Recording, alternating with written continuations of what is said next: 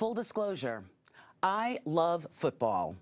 I will yell and scream and pound the sofa when my guy sacks their quarterback, or another guy makes the hit and stops a play at the line of scrimmage, or a different guy fakes his way around a defensive dude and gets off a glorious pass.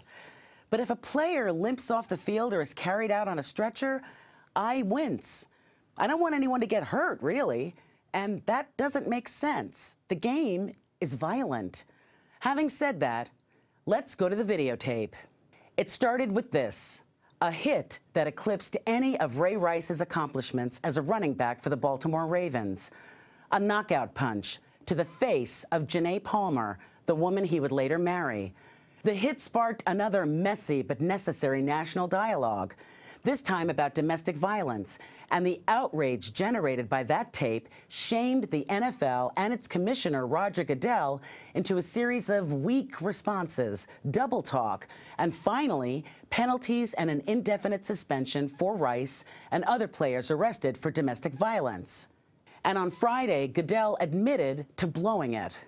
I got it wrong in the handling of the Ray Rice matter, and I'm sorry for that.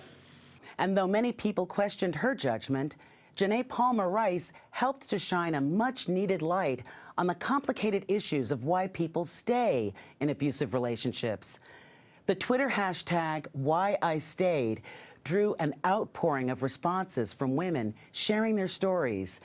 Their reasons are truly eye-opening to anyone who might think walking away is the obvious solution. It's not. It's complicated. But the hits keep coming. Last week, Minnesota Vikings running back Adrian Peterson was indicted for felony child abuse, injuring his son with a tree branch after the boy pushed his brother. Peterson is 6'1" and weighs in at 217 pounds. His son is 4 years old. Football, hockey, boxing. These are contact sports that involve a kind of hand-to-hand combat. The best players are awarded with fame, championships, and big paychecks, sometimes based on the pain and injuries they inflict on their opponents. That's the job. But you know what, guys? You have the money and the means to sit down with a shrink or a pastor or a 12-step group and establish some boundaries. Your job is to hit someone? Fine. Do your job.